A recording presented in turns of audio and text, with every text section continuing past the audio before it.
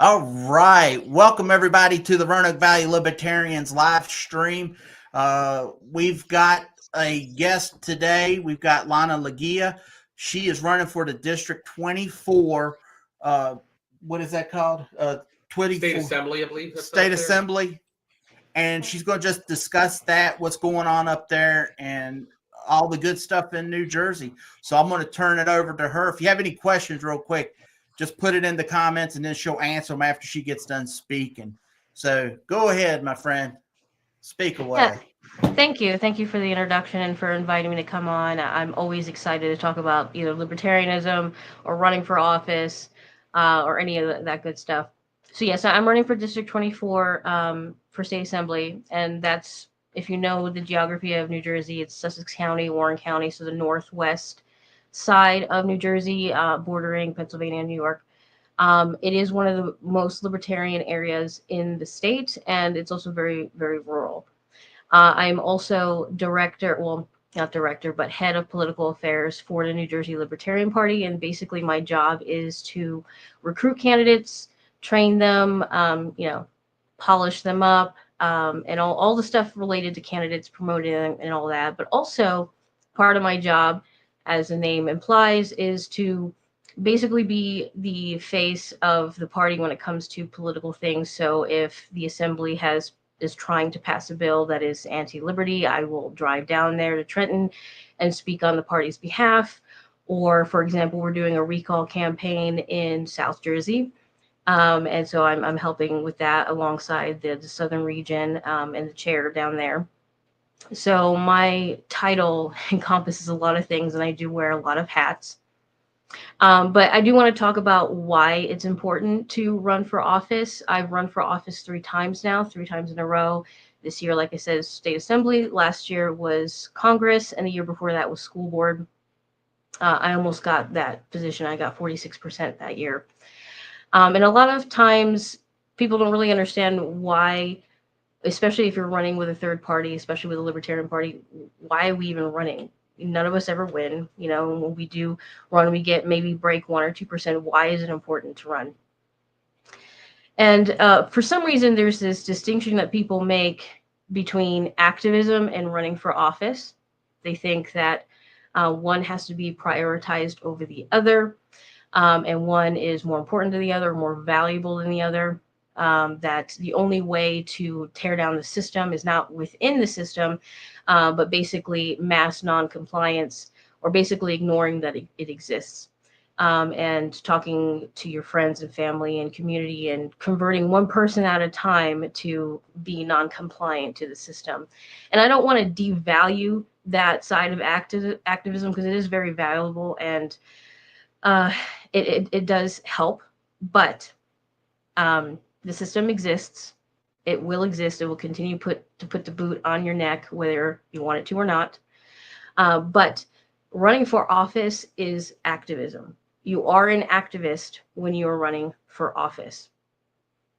There are 2 avenues that people join the party. One, and this is pretty infrequent, but one is maybe you're a academic, or you took a political science course, or you just like philosophy, you were introduced to libertarianism, you now identify as a libertarian, and you want to help spread that philosophy, you want to help spread liberty. Unfortunately, people who kind of fall in that category tend to not join a partisan political party. They tend to join organizations that are outside of politics, but still within the liberty movement, like the Cato Institute, the Atlas, or organizations like FIRE or You Are the Power, where you're working directly with individuals to spread liberty. But I am one of those people who were just philosophically libertarian and wanted to help, and that's why I joined the party. So I say that as someone who joined for that reason. But the most frequent case I see of people joining the party, and the next time you're at a libertarian event or meeting, ask the person you're sitting next to, why did you join the party? And they're most likely going to say something to the effect of, a candidate inspired me to join and help. You hear people say, I joined during the Ron Paul Revolution, or I joined during, so-and-so's campaign. Candidates bring in members, and members then go on to committees, or turn into activists, or run for office themselves. And that in turn brings attention to the party and what the party is doing and its platform, which brings more attention to candidates and it goes in a circle. So small L activism and running for office, they're both segments of activism, and they both work in tandem with one another. They feed into each other.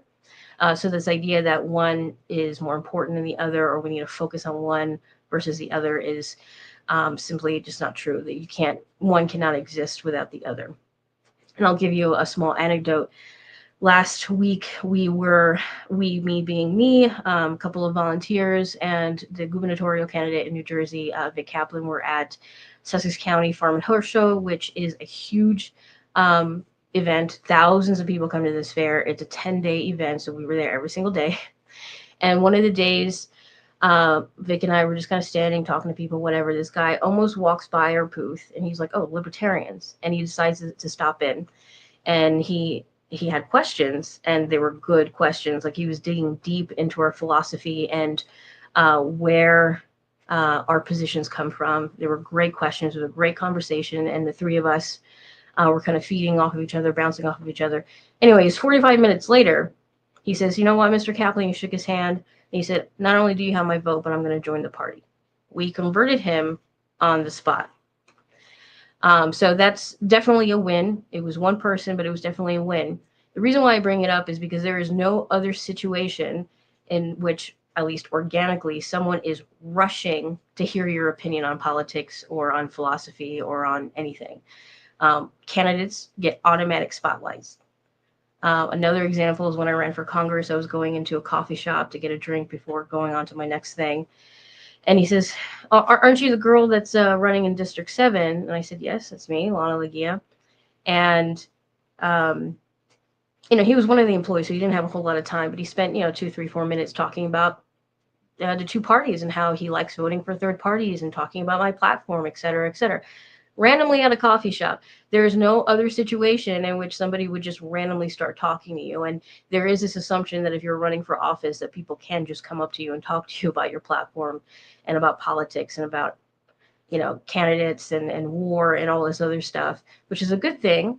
It can be annoying. I'm not going to lie, it can be annoying, but there is no other situation that's going to happen. Candidates get automatic spotlights. They get invited to debates. They get invited to public forums. People approach them in the middle of the day. They have an excuse to door knock and hand out flyers. They have an excuse to go to these tabling events and talk to people, the people who are voting. So the people who are directly influencing who has authority over us, they have that opportunity automatically simply by being on the ballot. And you can't get that sort of exposure through any sort of activism. I don't want to say never, because there are activists that are incredibly successful and they get some sort of notoriety and infamy, but candidates have that stage from day one as soon as they get on the ballot. So candidates are the connection between the general population, whether it's voters or apathetic people or people who are ignorant to how the system works, don't know what the difference is between a Republican, a Libertarian, and a Green. The candidates are that connection between those people and that large swath of people and the party's platform. So that is one huge reason why running for office is a form of activism, and it's very important to prioritize candidates and prioritizing, promoting them, and giving them the platform and the opportunity to just simply exist. That's why one thing as super active members of any affiliate need to recognize that who you're endorsing as a candidate is very important. I know it's very hard to convince people. I know, because I try to recruit people to run for office. It's very hard to convince them to run for office because it's a huge commitment. They're going to be on a spotlight. People are going to be bothering them. It's hard to convince people to do that. So it's easy to kind of fall into this, like, well, whoever shows up to convention, we'll just give it to them, especially if you're a smaller affiliate.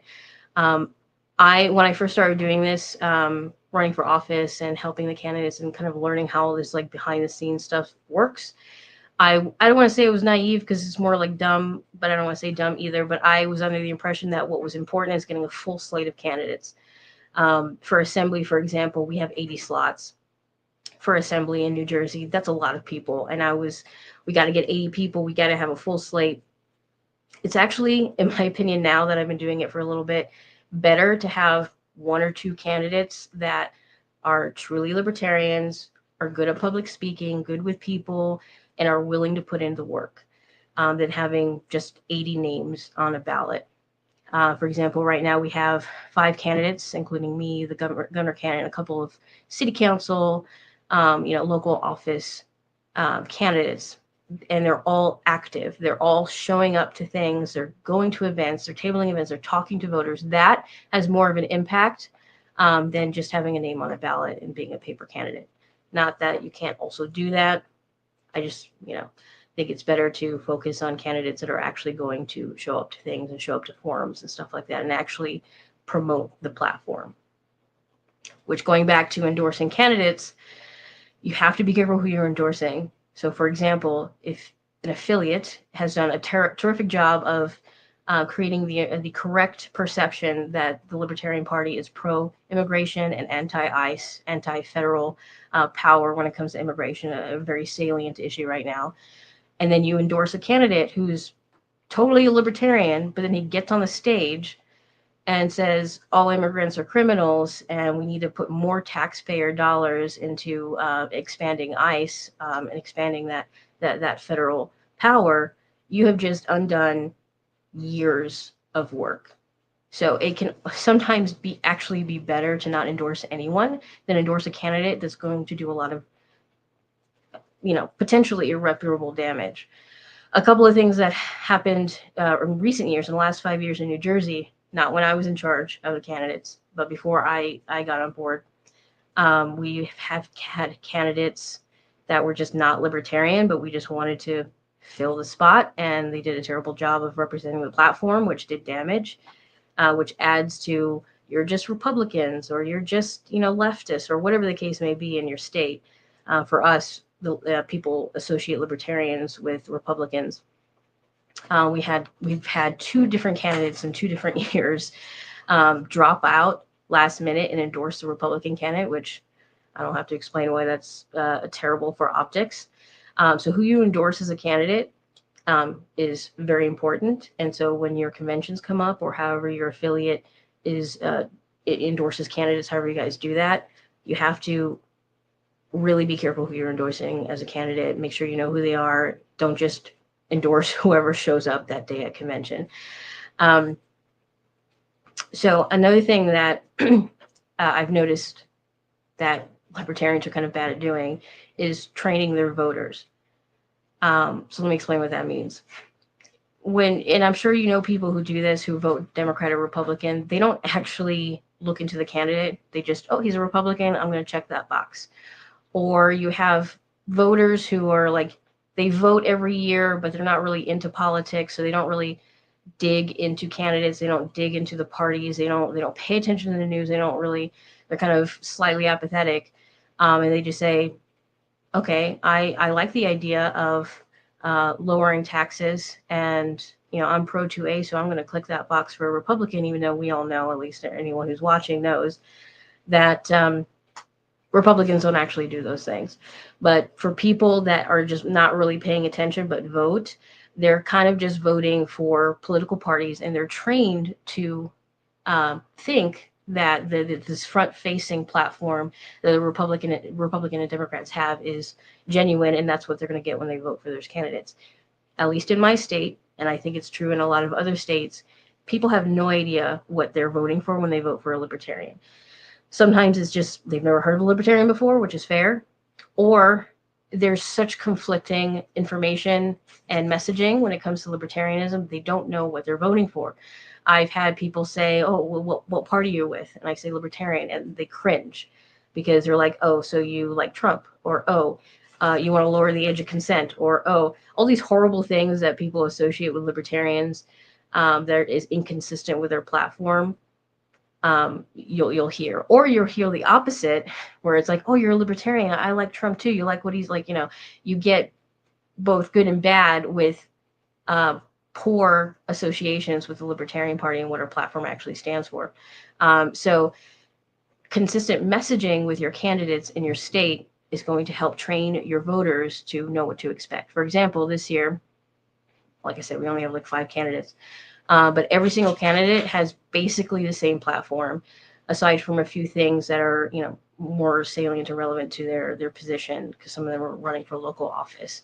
So all of us, we want to repeal the income tax. All of us are saying we need to roll back zoning laws to make housing more affordable. Everyone's on board with, not supporting ICE agents when they come into the state, et cetera, or whatever's relevant to their seat. So meaning no matter who you're talking to, whatever libertarian candidate you're talking to the state, no matter where it is, they're saying the exact same thing. So when you vote for a libertarian, you know what you're voting for, you know what you're getting, you know what product it is that you're purchasing, so to speak. So I think that if we are more consistent in our states with our candidates and not just kind of letting candidates do whatever they want, and having that consistent messaging through not just the affiliate channels, but also through candidacy, you're going to end up creating a situation where people are just going to pull the lever for you next time.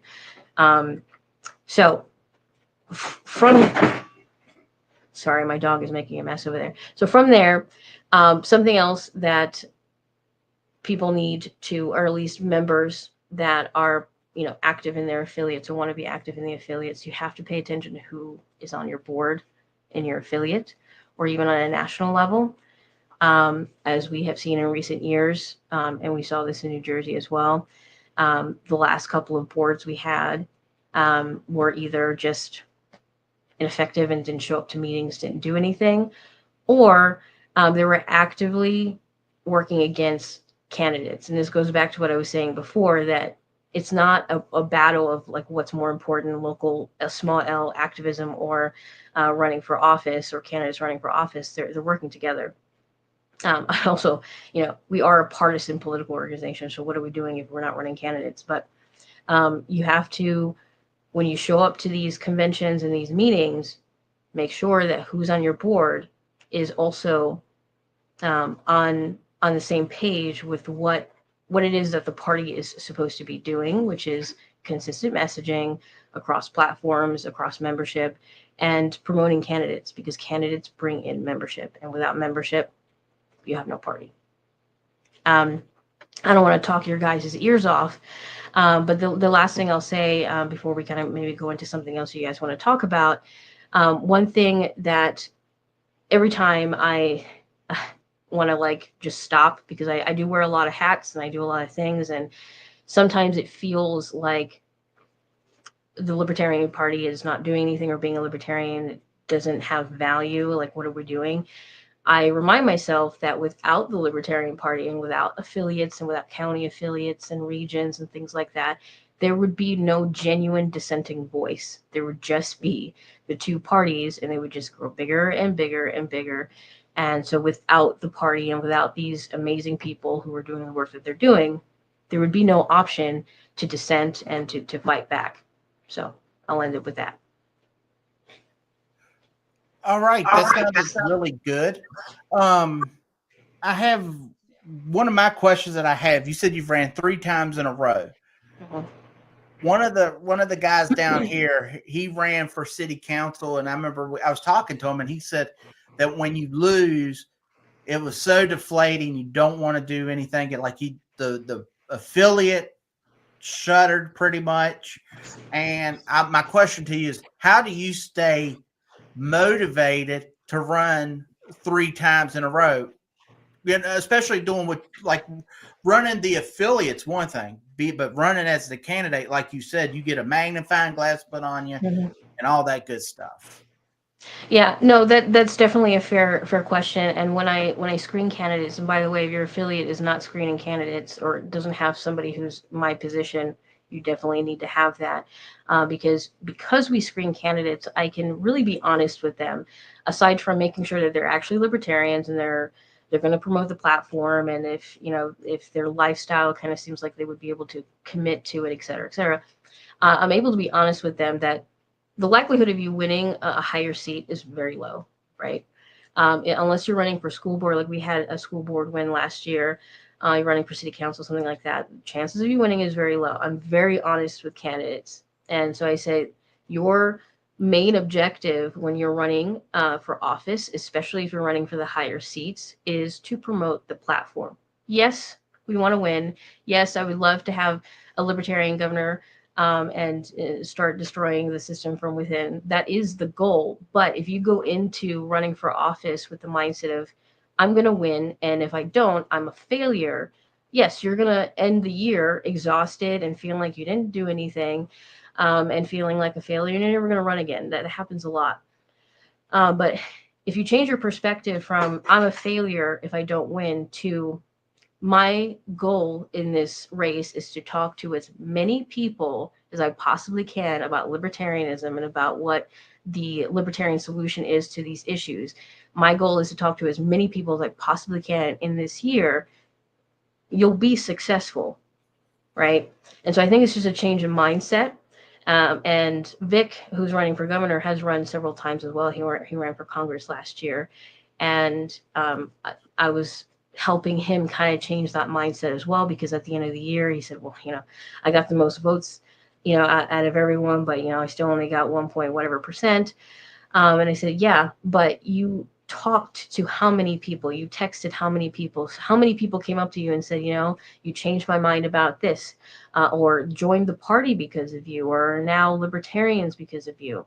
Or how about all the libertarians that existed in your district that didn't have anyone to vote for, and now they did, right? So it's just a change in perspective of what you're trying to get out of your campaign. And honestly, every time I've seen somebody go in with the 100% I'm going to win or nothing else, they end up leaving the party and just stopping contributing altogether.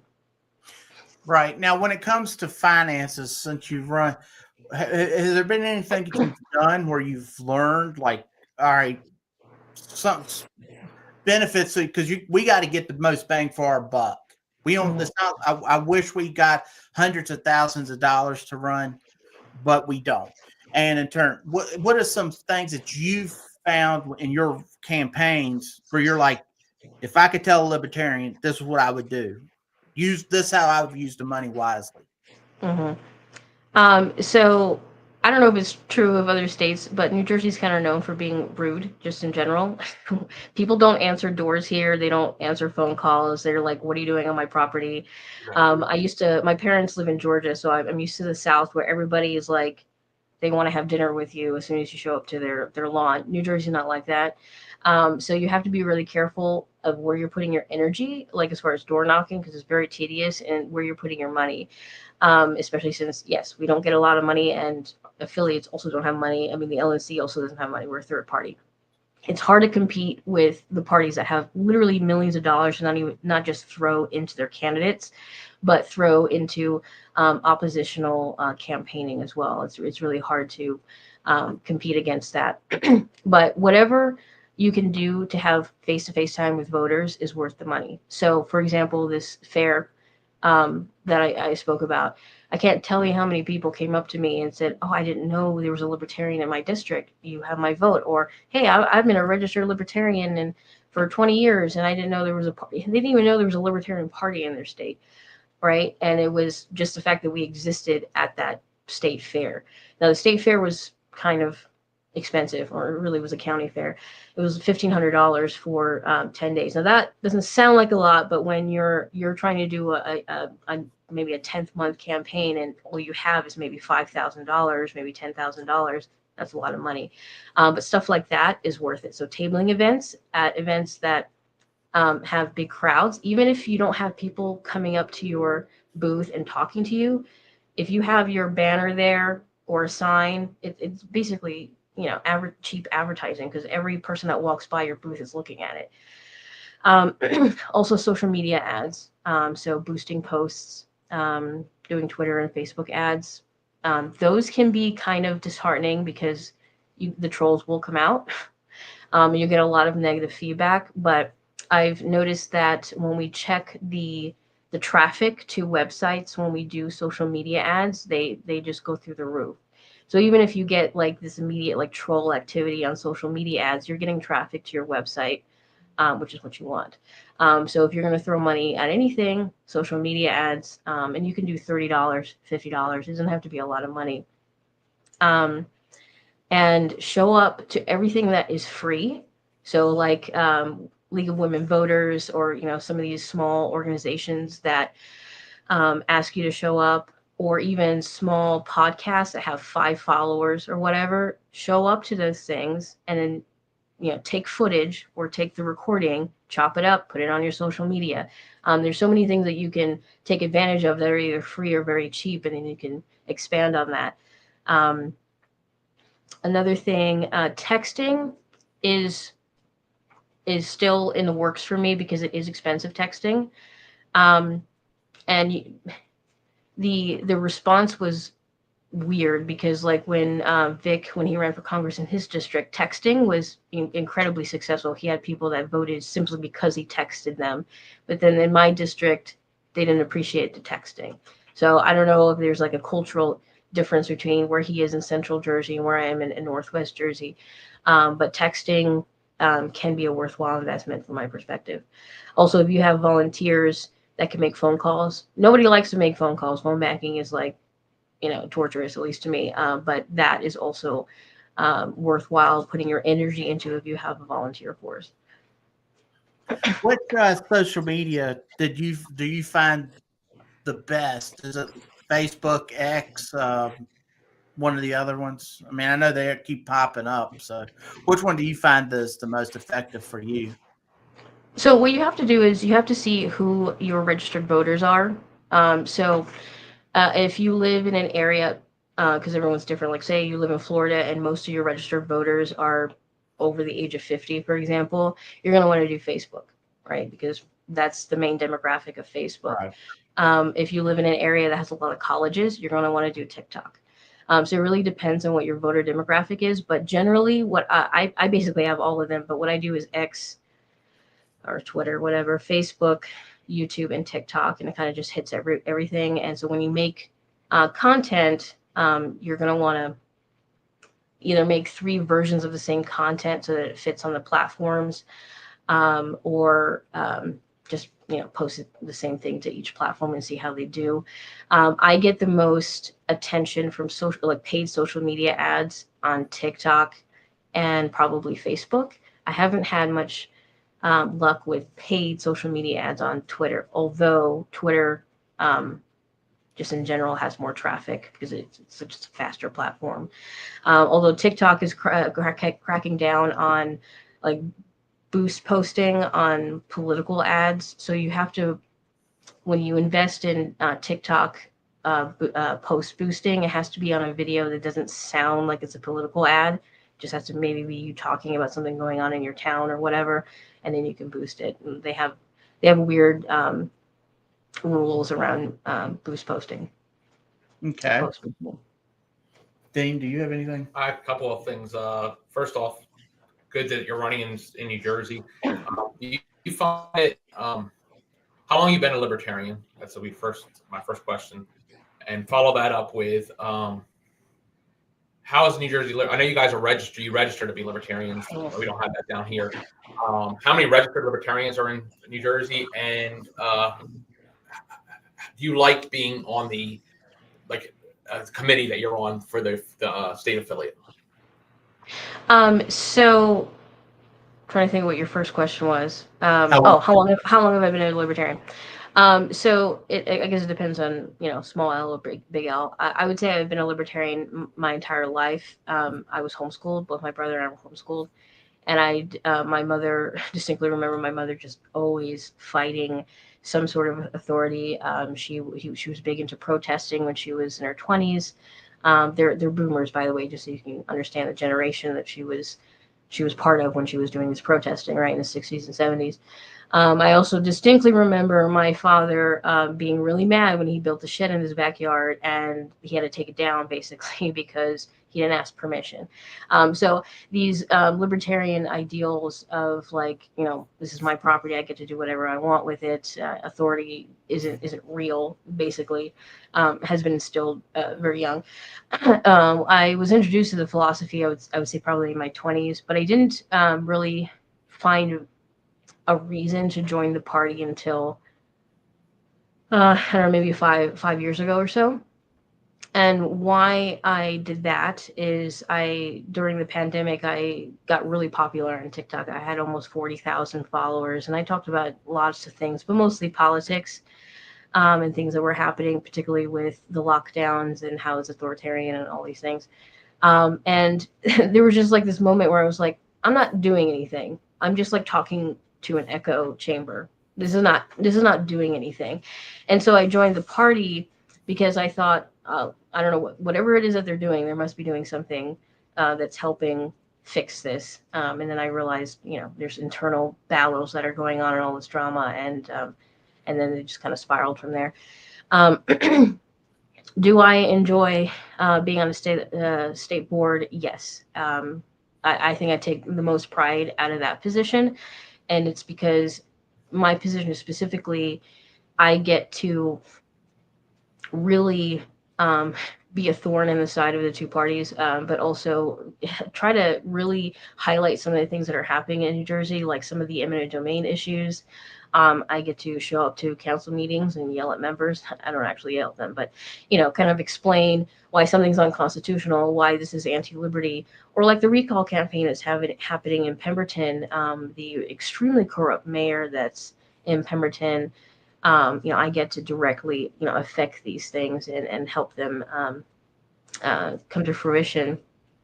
And as far as how many libertarians are registered, there's about 20,000, a little over 20,000. And a problem that I think a lot of affiliates have is that they may have quite a few registered libertarians. And I can't tell you how many people come up to me and they're like, hey, I'm one of you guys, jokingly, I'm one of you guys. I'm a registered libertarian. I said, are you a member of the party? And they'll say no.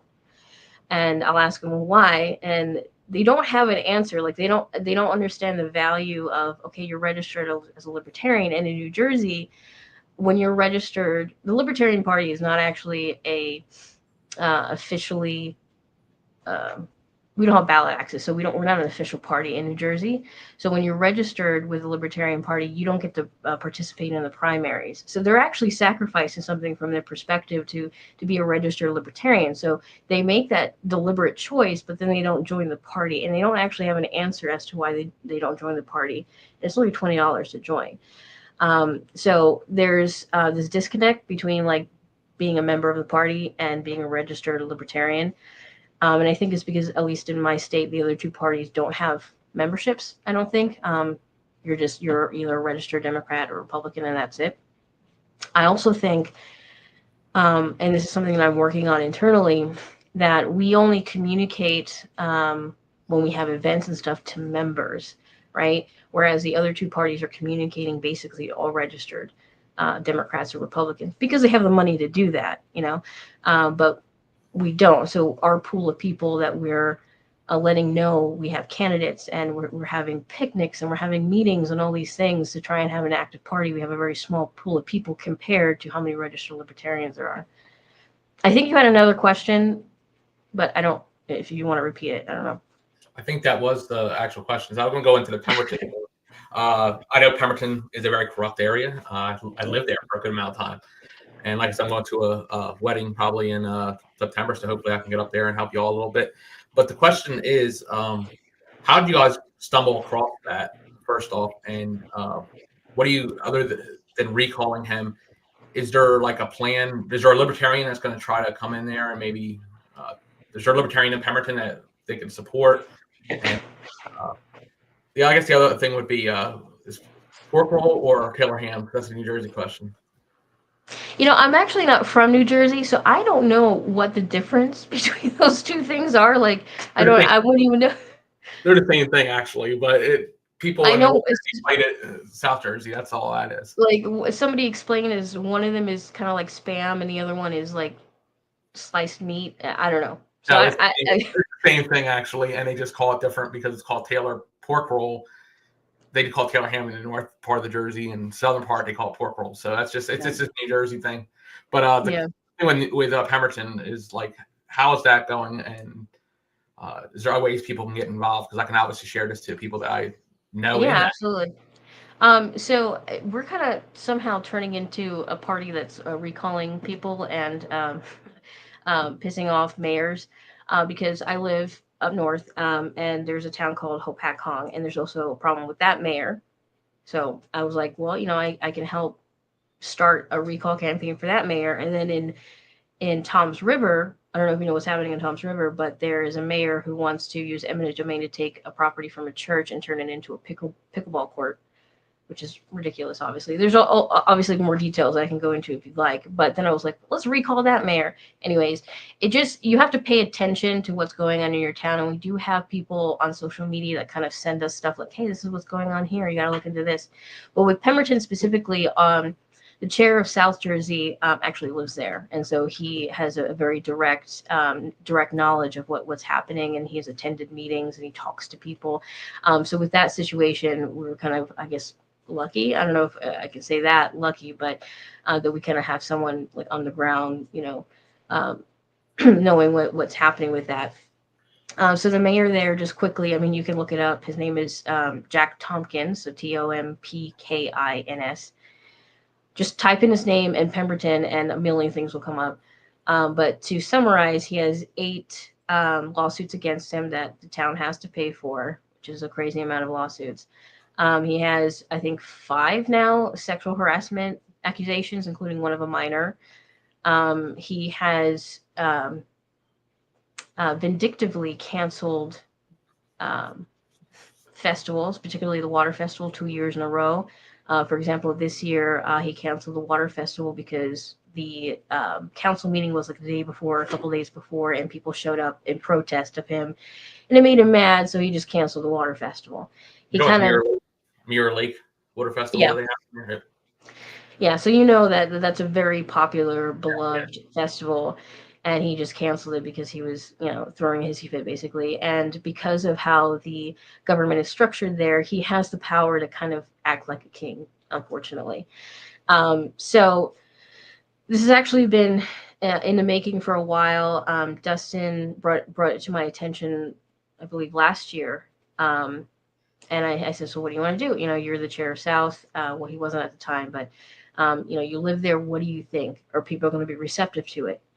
At that time, there was a different recall campaign happening, and he didn't want to interrupt that. He didn't want to interfere with their efforts. Unfortunately, they were not able to get enough signatures, so it was a failed campaign. And now we're here. And it's just getting worse. It's costing the town more and more money for him to just kind of exist as mayor. And so I was like, okay, let's just do it. And the process, I wouldn't say it's simple, but it's tedious. You have to write things the same way and fill out the right paperwork and all this stuff. And that itself took probably about 2 months. But now we have all the paperwork ready. We actually have the petition ready. We're collecting signatures. If you want to get updates on the campaign, we do have a website up. It's recalltompkins.com. Make sure it's not Recall Jack Tompkins, but I think it's Recall Tompkins. recalltompkins.com. And you can put your email in there. We have updates going on there. And what the plan is right now is every Saturday we're going to be at a different park or a different location, and people are welcome to come up and sign the petition. There's enough people that hate this man that we don't have to door knock. We don't have to campaign, really. They are trying hard to discredit us. So before we had the official petition, so there's several stages to a recall campaign in New Jersey. One of them is writing out your intention to recall. You have to write the right words in the right order and all this stuff. It's all laid out in the statute, and it's very complicated and unnecessarily complicated. But our intention to recall got approved, and the mayor was served with that intention. Now, aside from that, you have to have your petition format approved, which is literally the piece of paper where the signatures are there, kind of like petitions to run for office. That format is a separate approval process. So there's 2 approval processes. So during our intention to, after our intention to recall was approved, people who were unaware of how the process worked thought we had a petition, and they lied and said that the New Jersey Libertarian Party was going around knocking on doors and harassing 90-year-old women and pressuring them to sign a petition. and that, how horrible that is. And, don't sign the petition. They're, whatever. They were just making up stuff. And I said, that's impossible because we don't actually have the petition, and I don't have a team of door knockers going around. So I don't know what you mean. And then they used that as we're lying about, being approved through the process. And it's a bunch of drama. But anyway, so they're trying hard to discredit our ability to do the recall campaign. And I think it's because they know we're going to be successful this time. Because last time it was just one individual resident that was doing it. And that's a lot of work. We have to collect 5,000 signatures. And for one person who is not involved in politics at all, that's a lot of work, and that's a lot to take on. And so now there's a political party backing this campaign, and we're going to be successful this time. So that's kind of what's going on with that. We have we're going to be there this Saturday. So I don't know when your wedding is. I'm assuming it's probably on Saturday. The wedding is probably in September. That my friends went in Southampton, which is not far from there. So. Yeah, so you're welcome to come, hang out with us that day, and help collect signatures and kind of talk to people. Because of the lying that has been happening, we are not going to have door knockers. We're just not going to do that. And we also are going to be very, very strict about who has access to the petitions, because I don't want there to be any room for accusations or discrediting some of our volunteers that are collecting signatures, or the opportunity for people to put fake signatures, which has happened in the past. So we're being very diligent about who has a petition, it's only in their possession, etc. You said you're going to be successful getting the recall. Are you in a spot where this guy's just going to run again at the recall and then just get, you know how it is. Nancy Pelosi spoke about AOC. A glass of ice water would win her seat because it's just it's gerrymandered into Democrat. So what's going to happen if he does get recalled? So because the recall has two options. You can either have the recall vote to recall to be at the next general election, which is happening in 3 months or whatever, or you can have a special election. Because of the law and everything, we didn't have enough time to have it added to as an extra thing you do at the general election. So we're going to have to do a special election, which is a whole separate cost and a whole different thing, and that's a whole mess in itself. But what's going to happen is we collect the signatures. They get checked just like a regular petition, and then they have a special election where just the vote to recall or not recall will be on there. And then if he is recalled, there will be no mayor. I don't remember who takes the responsibility of mayor, but there is somebody in second in line that would take his responsibility, and then his seat would be up for re-election next year during the general election. Do we have a candidate for that right now? No, but I have been approached. Actually, the last time I was down south talking about this and protesting one of the events that he was at, somebody actually came up to me and he was interested in running for mayor. He was interested in the party. So I also had people come up to me, and so I guess I'll use this opportunity to say this. Somebody came up to me and said, what is your motivation for your party to do this? Is there a political motivation? Do you just want to recall him so you can install your own candidate? And it's a difficult question because, of course, there's a political motivation. It's politics, right? But I would love to have a libertarian candidate run for mayor next year to replace him, because you're right. If we just remove him, he could be replaced with someone completely worse, maybe, I'm trying to convince Dustin to run next year, but he says he doesn't want to. But I'm exploring some of these people that have approached me interested in running under the Libertarian banner for mayor next year. And, it's a year away, so we have plenty of time to try and recruit somebody to run, and hopefully we do. Okay. But our goal in it, just to say what our goal is from my perspective, the Libertarian Party exists to, one, be a dissenting voice, but also to kind of point out that the two parties are not two parties, first of all, but also that they're not actually there to help you. They're not expanding your happiness or liberty. and the Libertarian Party is there to expose that.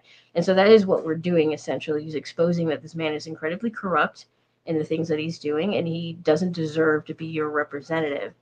And it's the same thing if we end up recalling any of these other mayors, is that it's not necessarily about, like, switching who has power between a Republican or a Democrat or a Libertarian, but it's about exposing this corruption. New Jersey is one of the most corrupt states in the country, and so there's a lot of corruption to expose, and I feel like that's part of our job as the New Jersey Libertarian Party to do.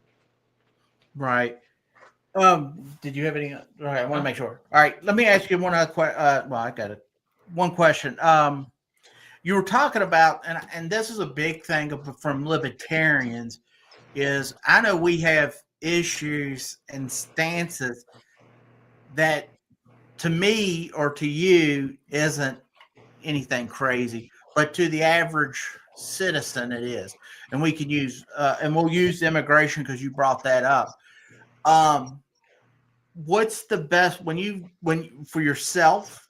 How do you make sure to explain and not just go, "Hey, I'm open"? Because a lot of times you go, "Hey, Chase Oliver," and I'll use him as the example. There was the Libertarian Party of Louisiana. He shared their post and said illegal immigration is a victimless crime, and to an average person, it's going to be sent. Do you go into like more detail? Because I think that's something that libertarians do very bad. Like we go, like I'll say legalize drugs, but hey, I understand we legalize drugs. There's going to be some madness. So we got to have some more discussion to keep people at ease. What do you do? How do you train your candidates, yourself, your governor candidate, all that good stuff? Yeah, I agree that some of us tend to be really bad at that because from our perspective, it's not radical. Like if you're not creating a victim, why is it illegal, right? It just seems pretty straightforward. But it also depends on who you're talking to. So like in my area, we have a lot of very Republican, MAGA specifically. And so whenever immigration comes up, it explodes. In fact, we were at a tabling event and we had our abolish ICE sign. In retrospect, maybe we shouldn't have, or maybe we should have, I don't know. But someone actually came up and said, you should be ashamed of yourself. You want rapists and like literally yelling at us at the top of his lungs about how we want rapists and murderers in this country because we want to abolish ICE. Okay. So that's kind of like what you're up against.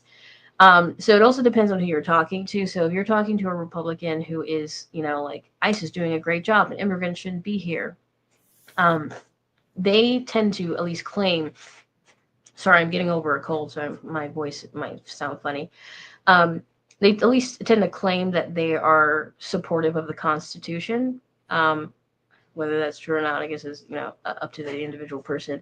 But especially with Vic, he's very good at using the argument that it's not in the Constitution. The federal government does not have the power to control immigration in the Constitution, and therefore it's granted to the states. Now, even as a libertarian, we also don't want the states to necessarily have control over immigration because every individual has the right to freedom of movement and freedom of association. And you can't have either of those things if a state, either local or otherwise, has power over that. But you got to ease people into the idea. So, okay, now maybe you've convinced this person that, okay, it's not in the federal government's power to do that. And now it's down to the states. And then you can start arguing why the state shouldn't, the individual states like Texas or California can or cannot. And you start easing them into it. One of the things that are on the candidates' platform right now is repealing the income tax in New Jersey. And for some reason, that's like, they don't understand, they just can't fathom it. Like, how are we going to pay for things? Well, with the other 10,000 taxes that are, taken out of our checks, that's how we're going to pay for it. But the way Vic puts it is that within 3 years, we will reduce the budget, we'll change where things are, move around where things are being paid and how things are being paid. And within 3 years, we won't have an income tax. So not only you have to kind of not necessarily change your position, but you have to ease people into the idea. You can't just like smack them in the head with it is radical idea. And I've seen that's very effective. And you also have to have empathy with why they feel the way they do. And most of the time people have the bigoted ideas that they do because they're scared. They're convinced that Muslims are going to come here and blow things up, or Mexicans are going to come here and rape children, or whatever that Trump has said that they do. They're scared that those things are going to happen. So if you have the understanding of why their position is the way it is, even if it is on its face incredibly bigoted, you can try to help them understand that those things are not true, they're not going to happen, or that's what police are for, or whatever the case may be. You have to really be able to understand where people are coming from and then ease them into an idea. Right, and that's what I think a lot of times people do get spooked by. Like if I say no, there's almost nothing I wouldn't legalize. I mean, there's things that I would obviously keep illegal, but it's when it comes, and I'm using drugs or whatever the issue might be, but I don't want to spook them, and that's a bad thing that can happen. New Jersey's the biggest tax state in the country. Like, they should be happy you want to take away income tax. I mean, it's one less tax they got to pay. I lived there; it was high money.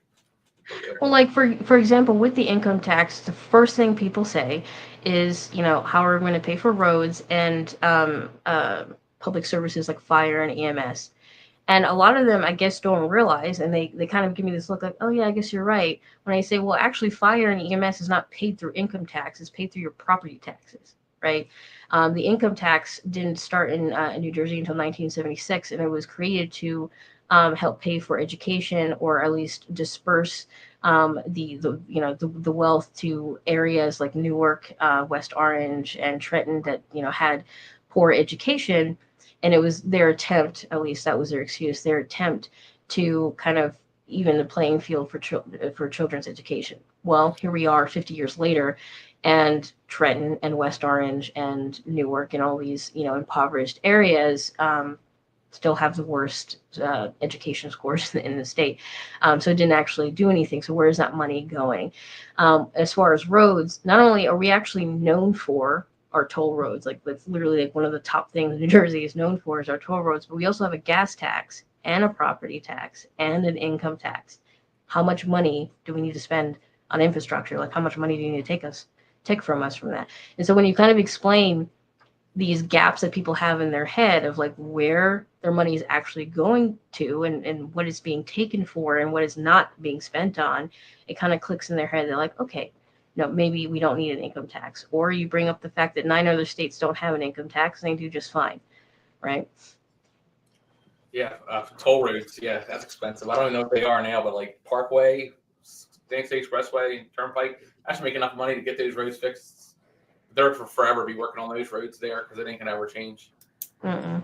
And I used to live in Houston, and they have toll roads and all that. But at least in Houston, you had the option of not getting on the toll road, and you can get on the other roads that maybe added 5 to 10 minutes to your journey. But you had the option of not paying the toll road. In New Jersey, you don't have an option. If you want to get to the other side of the state, you have to get on a toll road. You have to pay that toll on top of the gas tax and your property taxes. Or if you want to leave the state, you need to pay too. Like every bridge.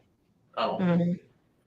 And so then go ahead. Just real quick, you were from Houston, then to New Jersey. And then your folks are in Georgia. Did you come from Georgia and jump around, or how did I've jumped around. So I also lived in Colorado. I've lived in Houston and San Antonio. I've lived in Colorado. I've lived in Georgia. I've lived in Alabama. I've lived in North Carolina. This is actually the first time I've lived this far north. I moved in New Jersey. Well, okay, I was living in Houston with my first husband, and he got stationed in New Jersey in 2017, 2018. And then I just kind of stayed here. I feel like sometimes people move to New Jersey and then they just get stuck here, because I don't know how I ended up here almost 10 years later. It's been a while, and it's not normal for me to stay in one spot, but I guess this is where, this is where I live now. And what's funny is, concerning that joke is we do have an exit tax here. So if you want to leave the state, you have to pay the state to sell your house.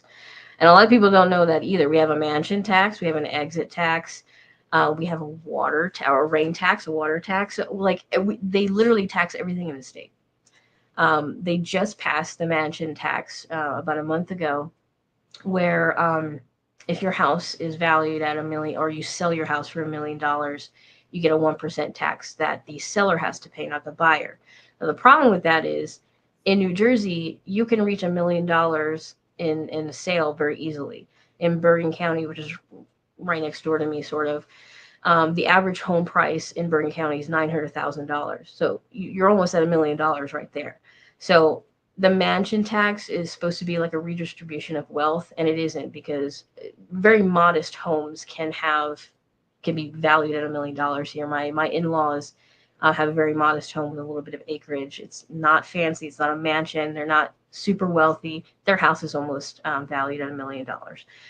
So they just tax you to death here. And people are drowning in the state because of taxes. You said military, Fort Dix, McGuire. Oh, with my ex-husband, he wasn't stationed down there because we actually moved to Edison, and I don't remember what's over there in Edison in Central Jersey. Yeah. There's like, and his where he was working was only like 20 minutes from there. There's small little military installations kind of throughout, but it wasn't Fort Dix. All right. Well, we've hit that hour mark, and usually I try to just keep it at an hour, and then that way. So if you can, I'll pull up. If you tell people where else they can find it. There's your website. Is that your official website for your campaign? Mm-hmm. Okay. And then you have is the other one. Let's see. Got to pull it up. So you've got a Twitter. I know you got, or X, whatever it's called. Yeah, I have all of the platforms. I even have a Substack, although I haven't posted anything in a while. Right. Let's see. Now there's the X. We'll share that for people that want to see it. Did that come up on the screen? I hope it did. There we go. All right. Cool. Well, thank you so much for coming on, talking to us about what's going on up there in New Jersey and all that good stuff. I wish you well with your campaign. How many people you got on your team?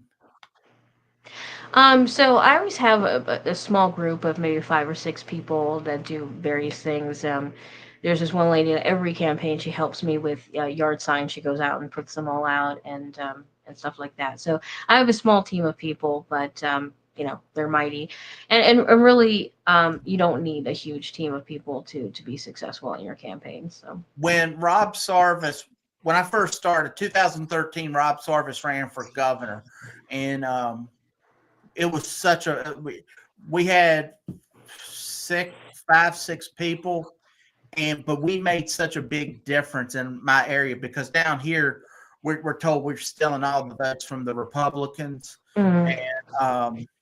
and you steal the votes from the Democrats, right, up in your area? Is that so? It depends on who you're talking. Like in my area, yes, I would be stealing them. Yeah, and that is something that everyone says. We have to stay consistent in how we respond to that. Candidates aren't entitled to votes, right? We don't steal votes; we earn them, right? Because just because you have X amount of registered Republicans or Democrats doesn't mean you're entitled to those votes. You still have to earn them. Just like we have 20,000 libertarians here, I'm not entitled to any of those votes. I still have to earn them. So we earn votes. We don't steal them, Right. Yeah, well, that's what they tell us. Like if I go when we were allowed to go to the gun show, that's what we were taking votes from the Republicans. If I go to Pride, I'm taking votes from the Democrats. And it was like, they would never stop and have a discussion. It was always that drive-by, that walk-by, I guess, nastiness. But we made such a difference with that small team. And people got to understand small teams, that's all you need. And you can make a difference, guaranteed.